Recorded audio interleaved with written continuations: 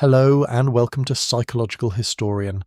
Tonight we're embarking on a very gentle, quiet journey, leaving the hurried rush of the present moment behind. We're going to explore a secret hidden inside history, the feeling known as time anxiety. It's that deep, restless worry a culture feels when it stops believing in its own future. We won't be focusing on dates or battles, but on the quiet whispers of falling empires.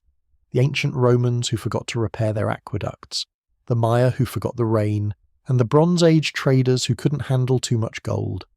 Settle into your most comfortable space, close your eyes, and take a deep, slow breath. With every story we tell, the urgency of your day will begin to fade. We are here to trade your hurried sense of time for the immense, peaceful certainty of history. Tonight, let the quiet wisdom of the past lull you into your deepest, most restorative sleep. The quiet loss of tomorrow. We are starting a gentle journey tonight, not through space, but through a long, quiet corridor of time. Picture yourself standing in a vast, silent museum, where the oldest exhibits are not statues or jewels, but the hidden feelings of entire civilizations.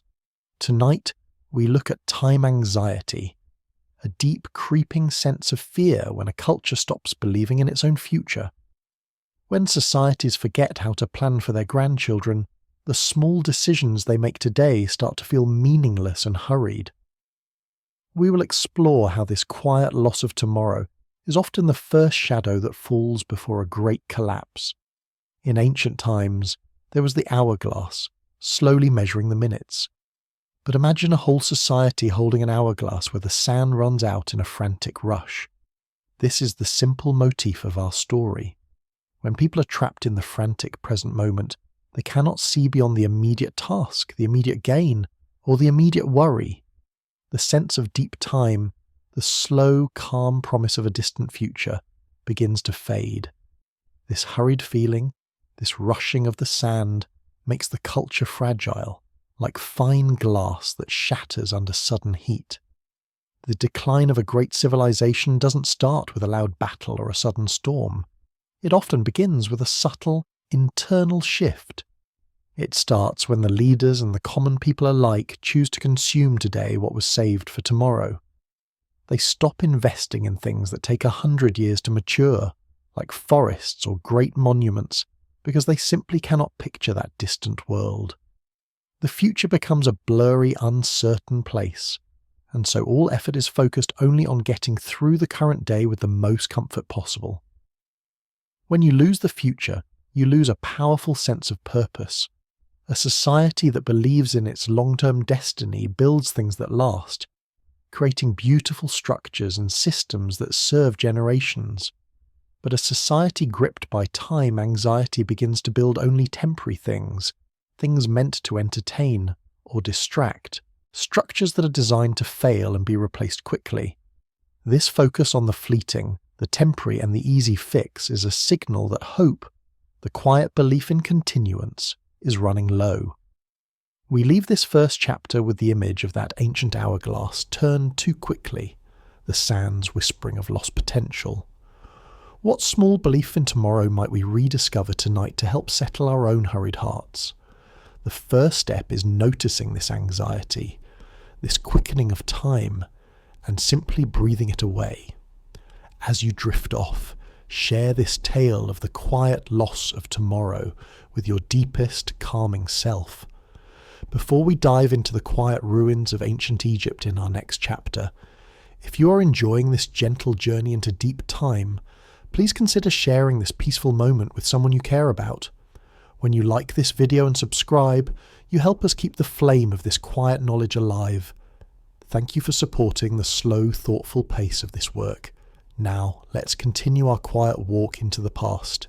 The Pharaoh's 1,000-year dream last time. We heard the whispers of the sand running too fast in the ancient hourglass. Tonight, we travel to a place where the sand seemed to stop moving altogether. Ancient Egypt. The pharaohs of this land lived not just for their own lifetime, but for 1,000 years beyond it. Every decision, Every cut of stone, every painting on the wall was made with a clear expectation that the world would endure and that their legacy would remain intact. This deep, peaceful belief in the persistence of time is what allowed them to dream in marble and gold. Picture the Great Pyramids rising against a star-filled sky. These weren't built as monuments to the present moment. They were a massive, collective bet on the future. It took enormous effort and planning, but the Egyptian people had a simple faith that their structure, their civilization, and their beliefs would still matter many centuries from now. This contrasts sharply with the frantic building we see in anxious cultures, where structures are temporary and designed only to serve the immediate needs of today. Even the small details show this belief. Look at the hieroglyphs painted in the tombs. They are not rushed. They are deliberate, clear, and meant to be read by travellers in a distant future age. They created their art and wrote their histories not for the moment they were made, but for a world yet to come. This kind of work requires immense patience and a powerful imagination that can truly picture a peaceful, stable world far beyond one's own breath. Much of this long-term view came from the Nile River. The river was reliable, flooding and receding in a predictable, endless rhythm. This gave the Egyptians a sense of cosmic stability, a feeling that the universe itself was on their side and that time was a predictable, gentle current. They mirrored this natural rhythm in their culture, creating a world where change was slow, safe, and expected. Banishing the hurried fear we call time anxiety, the pharaoh's great dream was simply the belief that tomorrow would be like today, but grander. Let that quiet certainty of the enduring river flow gently through your thoughts. We leave Egypt wondering, can we find a quiet river in our own lives, a rhythm of stability that helps us believe in a distant, peaceful tomorrow? As you close your eyes, share this story of the 1,000-year dream with your deepest, calming self. The city that forgot the rain. The Egyptian vision of forever was peaceful, but tonight we see what happens when a society stops looking at the steady, natural world around it. We travel gently to the cities of the Maya, deep in the jungle. They built great temples that reached the clouds, creating a spectacular civilization of growth and intricate design. Yet, for all their wisdom about the stars, they forgot the simple, vital truth of the rain. This chapter is a quiet parable of short-term success that blinds a culture to the long-term changes happening just beneath their feet. The Mayans mastered the calendar and understood cycles of time better than many civilizations, but their powerful growth led them to make choices that were only good for the next few years, not the next century. They cut down too much of the surrounding forest to build their massive cities and grow their crops. This short-sighted speed changed the environment, making the vital seasonal rains less reliable. The success of the present moment was so loud that it drowned out the quiet warning of the changing climate. They were trapped by their own success. They were so powerful, so busy with their grand projects and rituals, that they believed their greatness would simply overcome any problem. They had lost the ability to plan for the quiet crisis, the crisis that arrives slowly, like a gentle decrease in rainfall year after year. This is the definition of time anxiety for a civilization, being unable to imagine a problem that does not yet feel urgent, simply because the present is too grand to be interrupted. This failure of imagination was a gentle, self-inflicted wound. Imagine the quiet moment when the water reservoirs first started showing low levels, but the city rulers simply told the people to wait for the rain, convinced it must return because it always had before. The people relied on a hope that wasn't built on foresight, but on blind habit. It is a soft warning that even the most intelligent and powerful culture can lose the ability to see beyond the next harvest. The great cities were not conquered by a foreign enemy. They were simply quieted by the lack of water. People slowly walked away from the grand plazas, leaving behind the spectacular temples to be reclaimed by the jungle.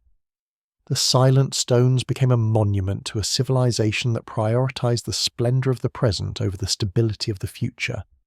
The simple failure to save water became a 1,000-year tragedy. As we drift away from these quiet jungle ruins, we listen for the gentle sound of the wind moving through the empty structures. The Mayan story is a soft whisper. Are we too busy building our present glory to hear the quiet warning of the distant storm? As you drift off, share this tale of the city that forgot the rain with your deepest calming self. Rome, the sunset of eternal marble. We left the Maya, a civilization quieted by a natural cycle they failed to respect. Tonight, we move gently to Rome, the eternal city, whose decline was not caused by a simple lack of rain, but by a profound inner exhaustion. We are not focusing on armies and battles, but on the inner spiritual shift, the quiet moment when the Roman people simply lost the will to be great. This is the central case study of time anxiety, a society collapsing not from external force, but from a loss of belief in its own continuing purpose. In the early days of Rome, the ideal citizen was the farmer-soldier, a person who lived modestly and was always ready to fight and build for the Republic. This was the ideal of civic duty, the quiet understanding that your hard work today would secure a better tomorrow for everyone. But as the empire grew wealthy, this ideal faded. It was replaced by hyper-luxury, constant entertainment, and cheap distractions provided by the state. The citizens stopped seeing themselves as builders of a future and began seeing themselves only as consumers of the present. The Roman spiritual engine sputtered not because it was attacked, but because it ran out of fuel, the fuel of shared hope. They were surrounded by marvelous structures of marble and bronze, but they felt a strange, detached sadness. There was no longer any great vision to motivate them. Why build a beautiful new road when you could simply enjoy the games today? Why save money when tomorrow was uncertain and full of endless parties? This culture of immediate satisfaction was a soft signal that their deep connection to the future had been lost. This exhaustion was quiet, like the fading light of a sunset on eternal marble. The sense of being truly Roman, of carrying the legacy of a mighty future-focused republic, simply became too heavy. It was easier to enjoy the warm bathhouse, the free bread, and the chariot races. This retreat into comfortable, immediate pleasure is a classic sign of time anxiety, where the grand, challenging hope for a better future is traded for the easy security of a comforting present. Rome's sunset was not a moment of violence. It was a long, slow surrender to the present. The Roman collapse teaches us that a belief in the future is not automatic. It requires constant, quiet attention and effort. When that spiritual effort is abandoned, the empire, no matter how rich or vast, begins to dissolve from the inside out. We close our eyes tonight, listening to the quiet murmur of the crowd at the Colosseum, the sound of a great people choosing distraction over destiny, the fading light of the aqueducts.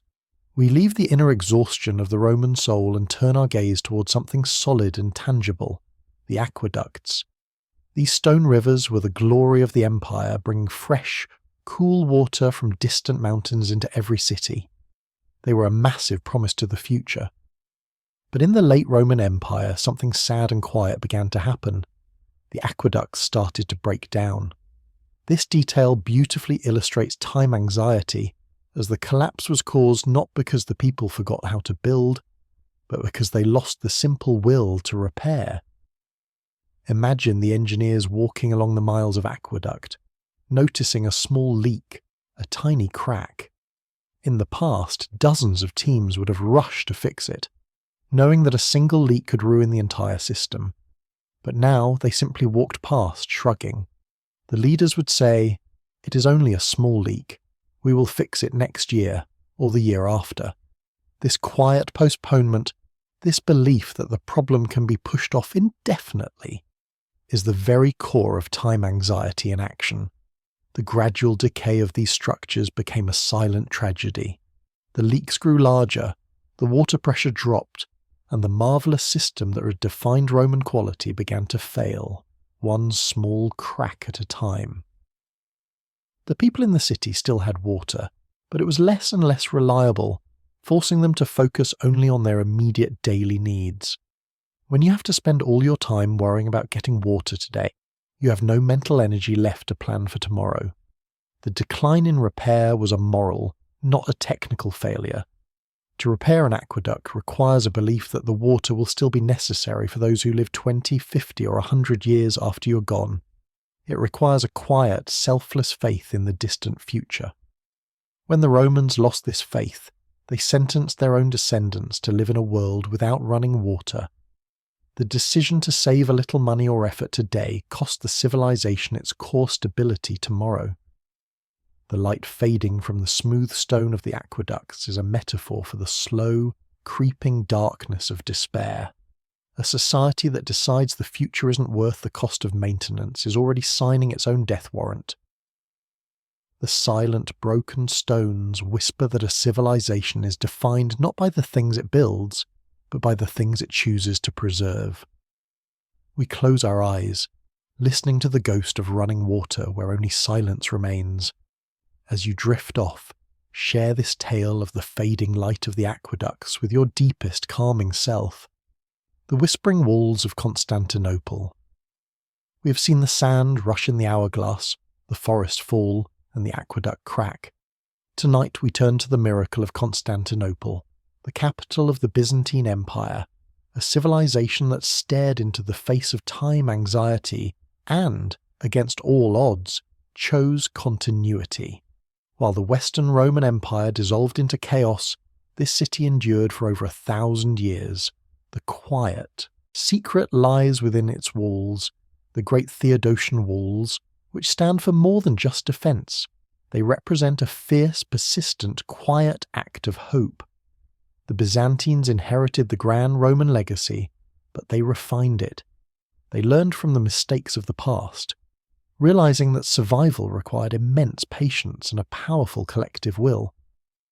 They were constantly under pressure, but they never gave in to the panicked, short-term thinking that destroyed the West.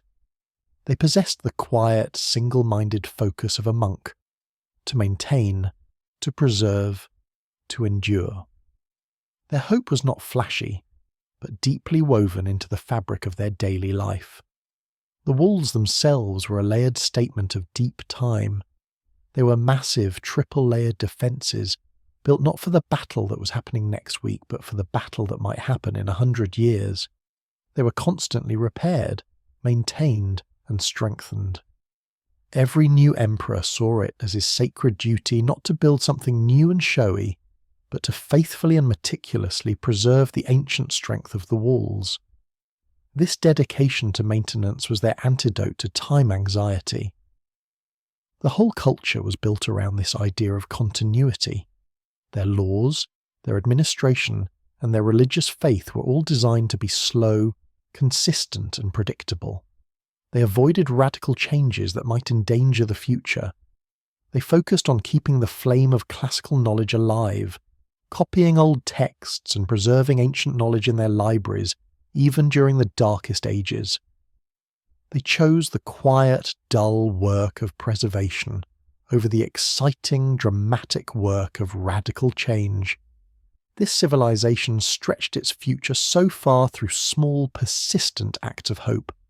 The quiet repair of a stone, the steady copying of a scroll, the patient waiting for a threat to pass. As we listen to the soft wind whisper along the great walls of Constantinople, we ask, what is the small, persistent act of hope we can commit to today that will stretch our own future, banishing the hurried feeling of time anxiety? As you drift off, share this tale of the whispering walls with your deepest calming self, the burden of too much gold. We turn our journey now to the late Bronze Age collapse, a period around 1200 BC when a vast interconnected network of rich civilizations, from Mycenae to the Hittites, all fell seemingly at once. This was a world of peak global trade and prosperity, a time when gold, bronze, and exotic goods moved freely across the sea.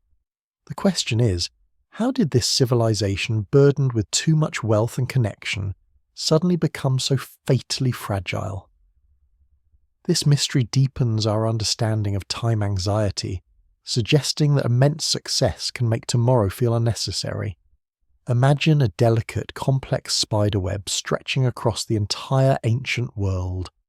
Every thread was a trade route, every drop of dew was a shipment of gold or grain. This was the system the Bronze Age created.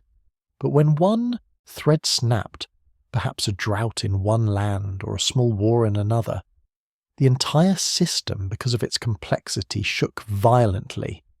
The system was so perfectly tuned for the present moment of luxury that it had no safety net, no ability to adapt to a slight change in the future. The wealth itself became a kind of blinding fog. When a society is constantly celebrating its current success and the endless supply of goods, it begins to think only of consumption and comfort. The quiet, necessary work of maintaining local, self-sufficient systems, like local food storage or simple water sources, was abandoned in favour of relying on the complex global web. The people were rich, but their security was actually weak, because it depended on too many things going right far away. This intense focus on the immediate rich present meant they simply could not picture a future without this prosperity. The leaders could not imagine the ships stopping, the trade routes closing, or the copper mines running dry. They had lost the foresight that simpler cultures possessed, the foresight to prepare for a lean year. When the complex web began to break, there was no plan B, no local resilience to fall back on. The sheer complexity became a fatal fragility. The burden of too much gold meant they stopped worrying about the future because the present was so comfortable. And when a civilization stops worrying about tomorrow, that tomorrow quickly turns into a crisis. We are left with the gentle paradox, a time of unprecedented wealth that ended in unprecedented collapse. Tonight, we drift off wondering if our own comfortable present is making us fragile, or if we still have the quiet foresight to prepare for the inevitable changes of time. As you drift off, share this tale of the burden of too much gold with your deepest, calming self. The fever dream of Weimar. We shift now from ancient ruins to the 20th century, specifically to Weimar, Germany, a place and time that beautifully captures the feeling of a society caught in a fever dream. After the devastation of war and the crushing weight of debt, the German currency became almost worthless. This led to a strange, almost manic cultural frenzy, where the concept of time itself broke down. The story focuses on the desperate joy and underlying despair that only exists when a clear tomorrow seems utterly impossible. When money becomes worthless, the people realize that saving is pointless. Why plan for next week when the price of bread might double by the end of the day? This hyperinflation created an intense focus on the immediate. Live for this hour, spend this money, enjoy this moment. The future lost its value, and all meaning was crammed into the frantic, fast-paced present. Culture exploded in a mix of daring art, wild parties, and deep political anxiety. Everything was fast, intense, and meant to be consumed immediately. Imagine a waiter being paid and needing to spend his wages within the hour before they became worthless. This environment of pure, fast consumption is the ultimate physical manifestation of time anxiety. It removes the natural human impulse to save, to plan, or to build something slowly. All energy is focused on the daily survival and the desperate fleeting distraction of entertainment. The chaos of the economy reflected the chaos of the cultural mind. This focus on the immediate meant that great problems, both economic and political, were simply ignored in the rush. The society was too busy being distracted by its own spectacle and surviving the day-to-day chaos to sit down and calmly plan a way out. They were trapped in a cycle of rapid reaction and frantic movement, unable to achieve the quiet, slow foresight needed for recovery. The long term became something to fear, something to be avoided through noise and speed. The fever dream eventually passed, but it left the society utterly exhausted, fragile, and desperate for simple certainty. The Weimar story teaches us that when time loses its meaning, a culture can become desperately consumed by the noise of the now, mistaking frantic activity for true progress. We close our eyes, letting the loud, jazzy music of the 1920s slowly fade into a quiet certainty. As you drift off, share this tale of the fever dream of Weimar with your deepest calming self. The Ming's Great Wall Against Time. Tonight, we sail gently to the Ming dynasty of China, a civilization that faced the vast, open future and made a powerful, conscious choice to turn its back on it. After great periods of global exploration, the Ming rulers decided to halt all major ocean voyages and turn their attention inward, symbolized by the rebuilding of the Great Wall. This was a deliberate act to prioritize the safe, known present over the terrifying, unknown future, offering us a different form of time anxiety, the comfort of isolation. The Ming had built the most enormous fleet the world had ever seen, led by the great Admiral Zheng He. These ships sailed as far as Africa, connecting China to the entire world. This was a future of endless possibility, expansion, and global learning. But the court decided this was too expensive, too dangerous, and too distracting from the needs of the inner kingdom. They believed the threats and needs inside China were more urgent than the opportunities outside it. The Great Wall, massive and permanent, became a physical symbol of this choice. It was a clear line drawn between the safe now of the established empire and the unpredictable tomorrow of the wild world. By focusing all their energy and resources on internal security, they bought themselves a century of safety and stability. But in this quiet comfort, the vital impulse for exploration and change began to die down, like a lamp running out of oil. This policy traded long-term dynamism for short-term control.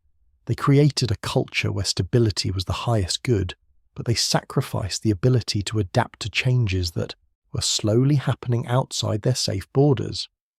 This is a subtle form of time anxiety, the fear that the future will bring problems you cannot control, so you simply build a bigger wall around your present moment. The cost of this perfect stability was the loss of the ability to evolve.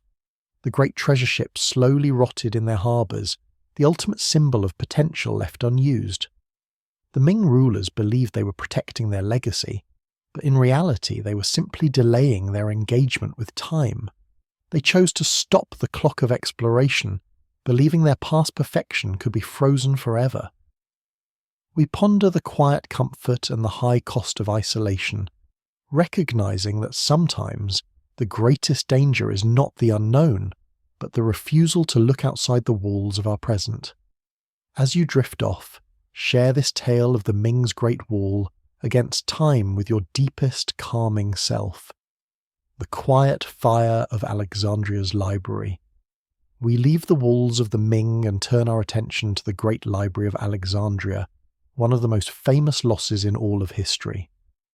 We frame the tragedy of its quiet fire not as an accident, but as a symptom of time anxiety itself. When societies begin to devalue the wisdom of the past, they simultaneously impoverish the future, removing the very tools needed for foresight and calm planning. The mystery here is how a people could willingly allow so much stored hope to turn to ash. The library was the single greatest collection of human knowledge, a treasure chest of every story, every idea, and every scientific discovery. It was a massive investment in the future, built on the simple belief that knowing what happened before would help people make better choices later. The scrolls contained the quiet blueprints for building a better tomorrow, the warnings about previous mistakes, and the peaceful assurance that problems have been solved before. But as the wider Alexandrian society became consumed by political squabbles, and the drama of the immediate present, the library started to seem less important. Why spend money on an old scroll when you could spend it on a new festival? The patience and reverence for ancient wisdom began to fade. The loss of the library, though dramatic, was the culmination of a long, quiet period where the intellectual future was simply neglected in favour of the emotional intensity of the current moment. When the fire or fires finally came, there was a quiet, collective indifference. The knowledge was lost not because it was attacked by a powerful enemy, but because the people had already stopped believing in the value of the knowledge itself. They had lost the imagination to see how the past could guide a distant future. Without the collective wisdom of history, societies are forced to start over with every generation, making the same mistakes again and again. The burning of the books was an act of blindness to time. When you destroy the past, you destroy the materials needed to build a long, stable future. You are left only with the present, a solitary, uncertain moment without any guidance. As we listen to the soft whisper of the pages turning to dust, we realize the great library's fire was the sound of a culture choosing a frantic, uncertain present over a grounded, wise tomorrow. As you drift off, share this tale of the quiet fire with your deepest calming self. The dance of the ephemeral arts. Tonight, we move away from grand structures and books to focus on the soft alarm bells of culture, the arts of the moment, the ephemeral arts. We look at periods of history, like 18th century France or Edo Japan, where fashion, consumption, and fleeting beauty became the central focus of society. These periods show us the soft alarms of a civilization that has become obsessed with the surface of the immediate now, believing that only the momentary thrill matters. In these times, people began to value things that were delicate and short-lived. Dresses were so elaborate they could only be worn once. Hairstyles were so complex they couldn't last a day. Art was meant to be admired for a season and then replaced. This focus on the fleeting, the temporary, and the easily discarded reflects a deep, subconscious time anxiety. If you truly believe in a stable future, you build your houses of stone and your clothes of durable wool. If you fear the future, you build your world out of paper and silk. Imagine the energy poured into creating something that everyone knows will be gone tomorrow. This intense effort on the fleeting is a form of distraction from the deep questions of time. The leaders and the wealthy were busy chasing the newest thing, the latest style, always running a little faster to stay ahead of the moment. This speed of cultural change is a sign that the society is struggling to sit still and plan for anything that takes patience and time. This obsession with the surface of the immediate means that the fundamental problems of the society, like poverty, inequality, or social justice, are pushed out of sight. Why worry about the slow, boring work of long-term social repair when you can enjoy a dazzling new ball gown tonight? The dance of the ephemeral arts is beautiful, but it is also a quiet form of self-sabotage, distracting the people from the weightier matters that require foresight and sacrifice. The temporary becomes the permanent reality. The fleeting art, the changing fashion, and the obsession with speed become the only things that feel real. These cultures eventually exhaust themselves, burned out by the intense effort required to stay on top of the immediate moment. We close our eyes tonight, listening to the quiet rustle of silk and paper, the sound of a society choosing spectacle over substance. As you drift off, share this tale of the dance of the ephemeral arts with your deepest, calming self. When the prophets fell silent, we now explore a subtle yet powerful sign of time anxiety, the cultural moment when the prophets fell silent. This is not about a religious event, but about the deep collective voice within a society that asks the big questions. Why are we here? What is our legacy? What do we owe tomorrow? When philosophical and spiritual movements lose their voice, the moral compass begins to point only to the immediate present. The silence itself is a warning. In every great civilization, there have been poets, philosophers, or prophets who forced the society to look beyond the immediate daily grind. They reminded people that life is not just about what you eat or wear today, but about the quality of the world you leave behind. This tradition of asking deep questions about legacy and purpose is what forces a culture to plan for a better future, to make sacrifices today for a distant, unknown beneficiary. But in periods of time anxiety, these voices begin to fade. The big questions about tomorrow are replaced by the small, loud demands of today. People lose the patience for quiet, long reflection, preferring instead the easy certainty of the present. The institutions that once housed deep thought, the temples, the quiet schools, the reflective libraries, begin to empty out. This is the quiet loss of a society's highest vision. When the prophets fall silent, the moral compass that once guided long-term decisions also begins to disappear. Without a strong philosophical or spiritual belief in a shared, meaningful future, individuals only worry about their own immediate comfort and safety. The ability to make a sacrifice for the greater good, for the children of the future, diminishes. The society becomes purely transactional, focused only on immediate gain and immediate survival. This cultural silence is a sign that the society has stopped believing in a meaningful answer to the question of tomorrow. If the future is not worth discussing, if it cannot be improved, then why worry about it at all? The path of collapse becomes easier to walk when the society is convinced that nothing truly important is lost. We close our eyes, listening to the quiet echo in the empty halls of thought, the sound of a great people losing its deep voice. As you drift off, share this tale of when the prophets fell silent with your deepest calming self. The illusion of endless resources. We now gently trace a common era of cultures gripped by time anxiety, the illusion of endless resources. We look at simple historical moments, from the logging of Easter Island to early industrial pollution, where humanity made a dangerous assumption that the natural world would simply replenish itself forever. This is the ultimate short-term thinking, a refusal to believe in a resource depletion because the immediate supply seems so vast. The classic story of Easter Island is a powerful, quiet lesson. The ancient people there had an abundance of tall trees, which they used for transport and building. But their desire to build increasingly large statues in the present moment blinded them to the simple mathematical truth. The supply of trees was finite. Each time they cut down a tree, they failed to plant 2 more, because they simply could not picture the island without trees. The immediate available resource seemed endless. This same illusion has appeared in every stage of history. During the early Industrial Revolution, factory owners believed the sky and the rivers were infinite dump sites for their waste. They saw only the immediate gain from production, and they ignored the quiet, long-term cost to the environment and the health of the community. This behavior is a direct symptom of time anxiety, as it means the society has outsourced its future problems to the next generation, pretending they do not exist today.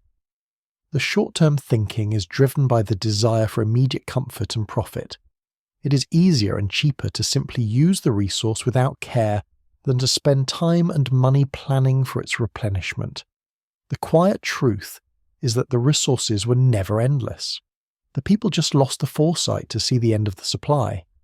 The grand monuments and the immediate wealth created by this rapid consumption were simply distractions from the inevitable slow decline. The tragedy of the illusion is that the collapse is self-inflicted and quiet.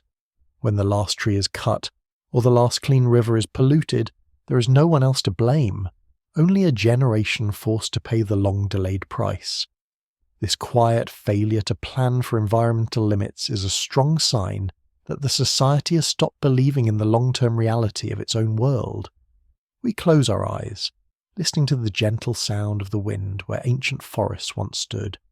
As you drift off, share this tale of the illusion of endless resources with your deepest, calming self.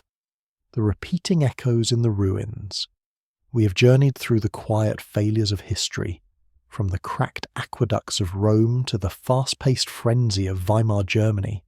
Tonight, we pause to hear the repeating echoes in the ruins, the common quiet whisper shared by all collapsed civilizations. We see the same symptoms of time anxiety appearing again and again, like a pattern woven into the very fabric of history. These echoes confirm that the problem is not about a specific empire, but about a universal human challenge. The abandoned Roman Forum, the silent Mayan temple, and the closed doors of the Ming fleet all share a single, quiet theme: the loss of foresight. In every case, the culture was strong enough to survive, but it chose not to make the small, necessary sacrifice or effort required for the long term. They all suffered from a collective failure of imagination, becoming so comfortable or so distracted by the present that they simply could not picture a future that was different from their glorious, uncertain now. The echoes tell us that the fragility of complexity is a recurring theme. The Roman economy and the Bronze Age trade network both grew so intricate that they became brittle, unable to handle a small break. These systems were designed for a perfect present, not an imperfect future. When the complexity broke down, the people were suddenly forced back to basics, unprepared for a simpler, harder life. The desire for maximum comfort in the present always carries a hidden cost for the future. We hear the softest echo in the ruins of the libraries and the churches: the loss of meaning. When a society loses its philosophical vision or its spiritual belief in a noble, long-term destiny, the glue that holds it together dissolves. Why maintain the great walls or repair the aqueducts if the people of tomorrow are strangers who do not share your values? The loss of a shared sense of purpose is the final symptom, where the society turns inward to focus only on its own immediate needs. These repeating patterns are not warnings of doom, but gentle lessons in patience. The ruins whisper that the antidote to time anxiety is the slow, quiet work of maintenance, conservation, and long-term vision. We close our eyes, listening to the peaceful silence in the overgrown roads. The echoes assure us that if we learn to respect the long rhythm of time, we can step out of the cycle. As you drift off, share this tale of the repeating echoes in the ruins with your deepest, calming self. The slow wisdom of the monasteries. We now enter Act 3, moving away from collapse to find the antidotes to time anxiety. Our first peaceful revelation takes us to the monasteries of the Dark Ages. While the grand Roman cities were falling silent and the world was consumed by chaos, these small, quiet havens were patiently working, betting on a future that was decades, even centuries, away. This is the first revelation. The antidote to anxiety is slow, consistent hope.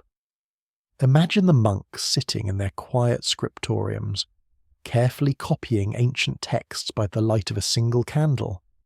Outside, the roads were dangerous, and the future was uncertain. Yet, they continued to copy books they might never read in full, knowing their labour was not for themselves but for a future generation of students they would never meet. This was a radical act of faith in continuity, a simple, selfless gift to the unknown future. The monks' work was based on deep time. They were the keepers of the Roman past, preserving the seeds of wisdom in the form of scrolls, but they were also the architects of the European future. Their patient, day-by-day effort preserved the legal codes, the science, and the literature that would eventually fuel a rebirth of civilization. They created value not through rapid production, but through quiet, painstaking preservation, slowing down the frantic pace of the outside world. Beyond the books, the monasteries were often places where agricultural knowledge was kept alive.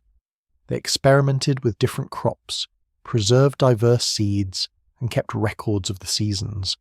They were quietly building a local, resilient future, ensuring that no matter what chaos arrived from the outside world, their communities would have the knowledge and the resources to grow food in the spring. They practiced resilience through simple, calm planning. The slow wisdom of the monasteries is the quiet understanding that the most valuable things are not created in a rush, but preserved in patience.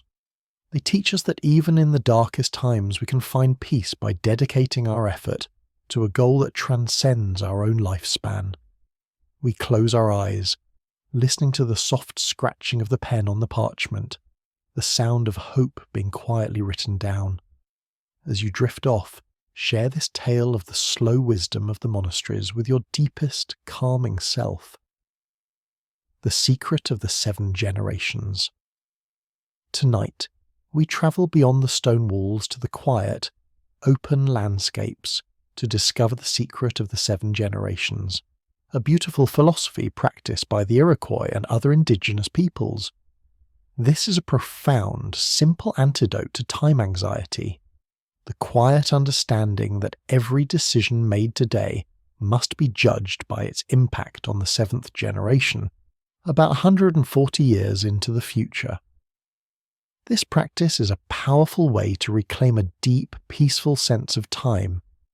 Imagine sitting down to make a choice, but before you speak, you're forced to look at the faces of your great-great-great-great-grandchildren.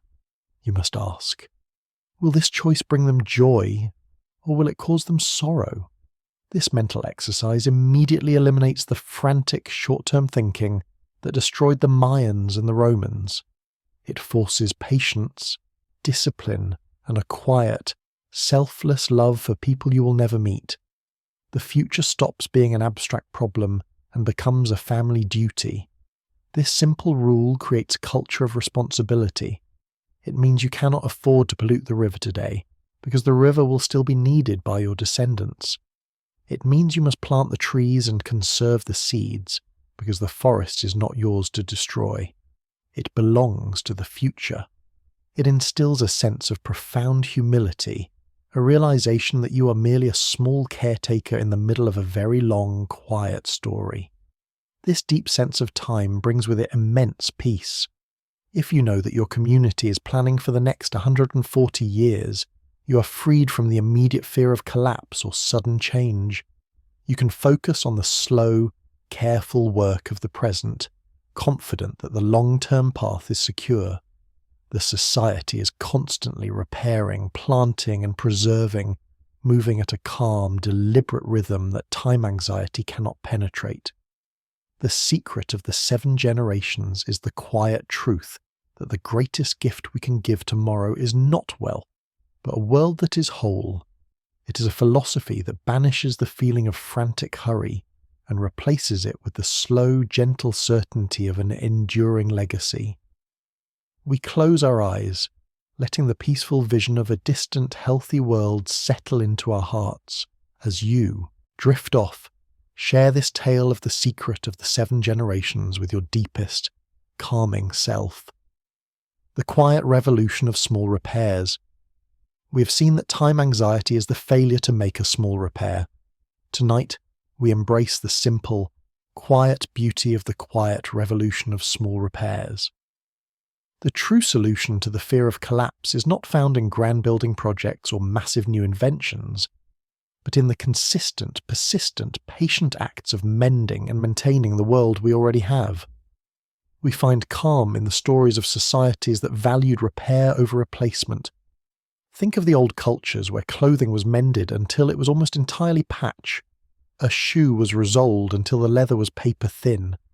A tool was sharpened and polished until it was a family treasure. This quiet dedication to repair is an ancient, simple act of faith. It shows a profound respect for the past, the work and material that went into the original object, and a peaceful belief in the future, the many years the mended object will continue to serve.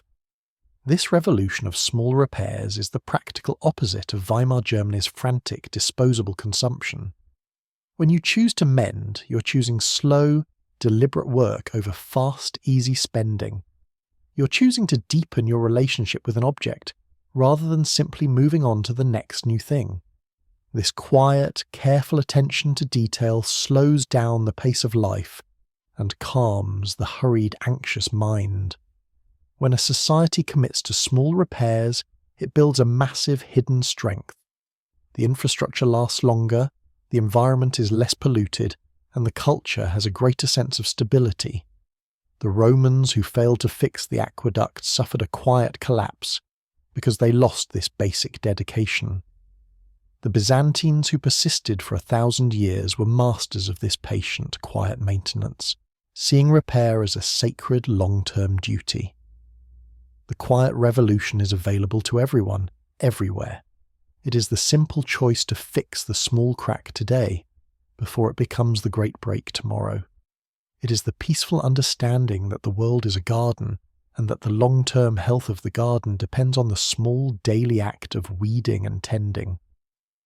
We close our eyes, listening to the soft, gentle sound of a hammer tap on wood, the sound of quiet, hopeful repair. As you drift off, share this tale of the quiet revolution of small repairs with your deepest, calming self, the architect of distant gardens. Tonight, we honour the quiet heroes who practice the most profound antidote to time anxiety, the architect of distant gardens. These were the historical figures, the philosophers, the gardeners, the scientists and the writers, who worked patiently on projects they knew they would never see finished. Their calm devotion provides a powerful example of investing in an unseen future, freeing themselves from the need for immediate reward. Imagine a man planting an olive grove that takes 50 years to bear fruit, or a scientist beginning a long astronomical survey that will only be completed by his grandchildren. These actions require a massive, selfless leap of faith. They understand that their life is a link in a chain, and their purpose is not to possess the final product, but simply to lay the foundation and do the quiet, honest work of their link. They are working for the legacy, not the applause. This attitude is the antithesis of time anxiety, which demands immediate feedback and instant results. The architect of distant gardens knows that the best things take time, often more time than one human life allows. This quiet realization brings a deep sense of peace, as the effort itself becomes the reward. They are liberated from the hurried pressure of doing it all now because they have willingly shared their labor with the future. This devotion to a distant outcome creates generational wisdom. The patient builder of the cathedral knows his successor will be just as dedicated to the quiet quality of the work. This shared vision creates a culture of quality and endurance, where the focus is not on speed, but on the lasting integrity of the product. This long-term mindset stabilizes the entire society, ensuring that every generation is looking far ahead. The devotion of the architect of distant gardens reminds us that our greatest works are always collaborative, spanning many lifetimes. We close our eyes, picturing the quiet, confident hand of the gardener planting the tiny seed, trusting in the sun and the patience of time. What small, patient work can we begin tonight that will truly be a gift to a distant, unknown future? As you drift off, share this tale of the architect of distant gardens with your deepest, calming self. The unspoken promise of the acorn. We approach the peaceful climax of our journey by focusing on a simple, potent symbol, the unspoken promise of the acorn. This small, humble object, resting quietly in your hand, contains the entire blueprint for 1,000 years of oak forest. It is the most perfect example of deep time and the quiet antidote to time anxiety, reminding us that the greatest futures begin with the smallest, most patient steps. The acorn is the ultimate embodiment of long-term planning. It is a tiny, fragile moment in the present, yet it contains an immense, vast future. The moment we hold it, we are forced to think in centuries. We cannot rush it. We cannot force it to grow in a day. We must simply plant it, care for it, and then wait with the quiet, confident patience of the earth itself. This simple act of trust is what truly banishes the hurried fear that consumes anxious cultures. The acorn's quiet promise is also a lesson in generational collaboration. The person who plants the acorn knows they will never sit under the shade of the mighty oak. But the shade is not the point. The planting is the point. The act of giving the future a chance is the value. This selfless transfer of hope, this belief that the world is a good and worthy place for a future generation to enjoy, is the essential spiritual work required for civilization to endure. Imagine the oak tree itself, vast and strong, standing firm against 1,000 years of storms. This massive, enduring reality came from a fragile beginning, a tiny act of faith that took up almost no space. This teaches us that the most stable and enduring parts of our world, the strong institutions, the wise laws, the enduring infrastructure, all began as small, quiet ideas that were simply given the time and patience they needed to grow. We leave this chapter with the image of the massive, peaceful forest, born from a single, humble acorn. The truth of the acorn is that your present moment, however small or simple it feels, holds the full potential for a magnificent, distant future. You only need to plant your intentions with quiet confidence and banish the urge to rush the process. As you drift off, share this tale of the unspoken promise of the acorn with your deepest calming self. Sleeping in the heart of deep time. We have reached the end of our journey through time, leaving behind the ruins of hurried cultures and carrying the simple wisdom of the monasteries and the acorn. Tonight we find peace by sleeping in the heart of deep time, resolving key stories while pondering humanity's future with calm certainty. The gentle, calming truth is that the future is not a crisis waiting to happen, but a long, slow garden that is simply asking for our patient attention. The feeling we called time anxiety, the fear that the sand is rushing out of the hourglass, was simply a loss of connection to the patient rhythms of the world. We learned that the great collapses of history, from Rome's fading aqueducts to the Weimar's fever dream, were not caused by external attacks but by the internal choice to value the immediate over the enduring. The common thread was a failure of imagination, an inability to picture a beautiful, peaceful world beyond one's own immediate breath. The antidote, however, is simple and peaceful. It is the slow, quiet work of the monk copying the scroll, the patient rule of the 7 generations, and the humble devotion of the architect planting a tree he will never see mature. These acts teach us that time is not a scarce resource to be frantically consumed, but a vast, generous ocean in which we can safely sail. Our purpose is not to finish the entire project, but merely to do the small, honest work of our day. To live in the heart of deep time means realizing that the small, quiet actions you take today are the most powerful forces for change. The act of mending a broken thing, the choice to preserve knowledge, the decision to plant a single seed. These are the powerful, steady beats that keep the rhythm of civilization strong and true. The future is built on patient, consistent quality, not frantic speed. We reflect on the immense peace found in reconnecting.